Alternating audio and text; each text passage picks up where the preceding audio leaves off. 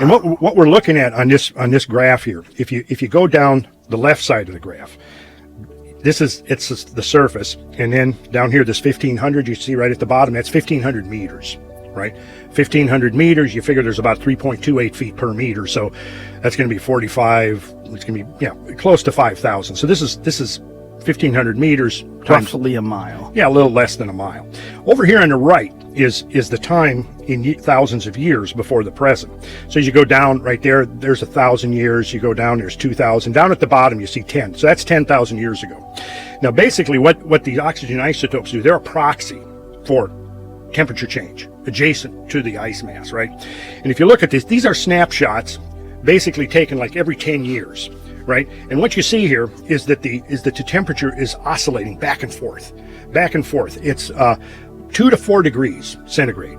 Now, to put this into context, the concern, we got into this somewhat last time, the whole issue of global warming, and I know that in some of the feedback we got, some of the most critical comments came from people who didn't like me undermining this whole concept of global warming induced catastrophe, right? Right.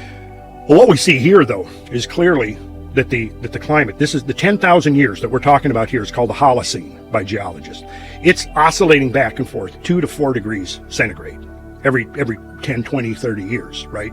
So we're talking about a degree that has changed basically in the last century to a century and a half, right? Which really almost wouldn't even show up here, you see. But we're going down. As we go down, we'll see, as you go to the right, that means temperature's warming. As you go to the left, it means it's cooling, right? And so as we go back down, this is through the Holocene. We're going through here. And if you look, there's some interesting stuff going on. Right here at about 8,200 years ago, there's a spike of cooling right there. And that was very, very significant cooling. I mean, that was probably caused the glaciers worldwide to start growing again for a couple of centuries after they had basically disappeared at the end of the Ice Age. So this was a very significant event right here. And then as we get down right here at 10,000, you see it starts deviating to the left. It starts deviating to the cooler. I'm going to go to the next slide where we take this graph and we turn it on its side. And what I've done here is, you see, this is the present right here. And this is basically 10,000 years ago over here on the right side. And I've drawn a level, there's a level green line in here to kind of give you a comparison. And you'll notice something. Here's this 8,200 year ago cold spike, right? And then as we're going along here, you'll notice something, that the general amplitude of these oscillations starts increasing as we get closer to the present. Can you see that? Yeah. Yeah, it gets bigger. And you'll also notice that it's dropping. It's dropping below that green line. And that means it's cooling. So in the last 10,000 years, we went from a period of considerable warmth in the immediate post-glacial era, and then it began to cool off around 6,000 years ago, 5,000 years ago. And as it began to cool off, the temperature oscillations began to increase in magnitude. Okay, which actually contradicts the computer models that are saying the amplitude of the oscillations is going to increase as the climate gets warmer. What we actually see from the Greenland ice cores is the opposite of that, and it's right here in this graph. But what's really significant about this is when we go back beyond 10,000 years ago. Whoa. And we see this. Jesus Christ. Yeah. For folks who are listening, there's a giant change. I mean, Yeah. we're looking at little tiny, maybe millimeter left, right, up until this point. Now we're looking at huge changes. Huge changes. Wow. Catastrophic changes of temperature. Yeah. And here we're going back. Notice this is between 11 right here, roughly 11,600 years ago and about 14,000 years ago. Look at what happened right here. You can see right around 15,000 years ago, the climate is actually, if we took this thing out of here, you can see there's almost a trend upwards that gets interrupted right here.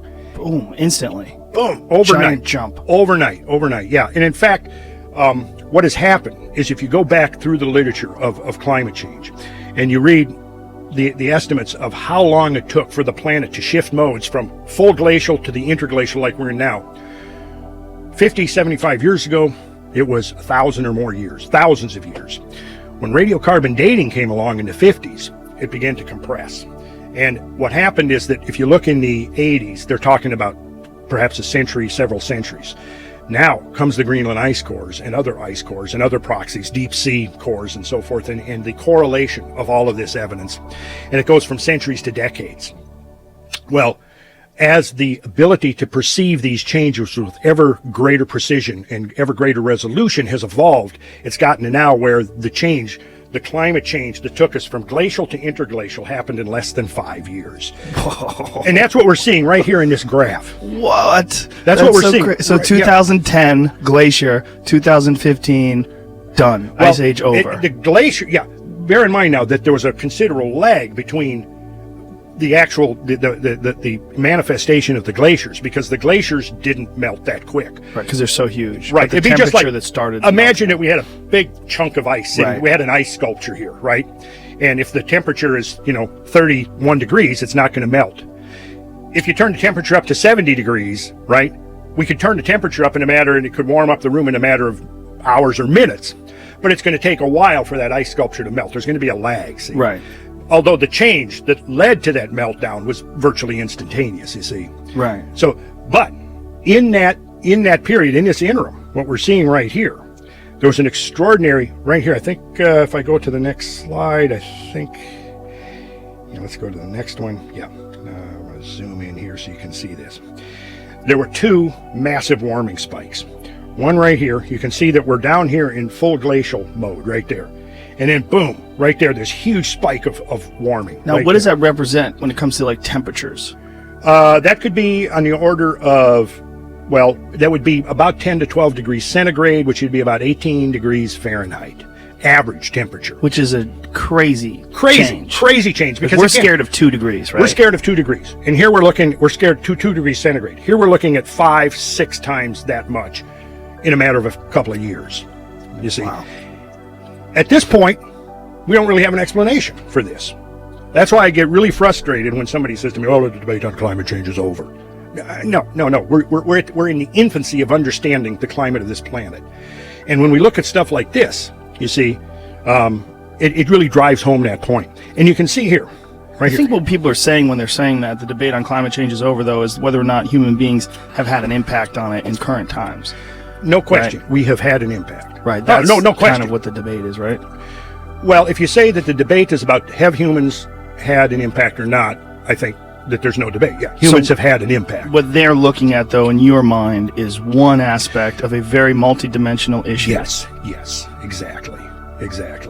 And my concern is that we're going to get so focused on carbon change. That we're not looking at any of these other factors. Isn't that what people do, though? I mean, we concentrate on one aspect of things, and it becomes like almost like a cultural meme, and then it spreads, and this is all people talk about. And, and so many people, I guarantee you, that were upset at what you said have not researched climate change at all. They just have parroted the words of people that they've heard on television that are experts. Well, you got this. 97% right. agree. Well, if you look into the origin of that, it's pretty contrived.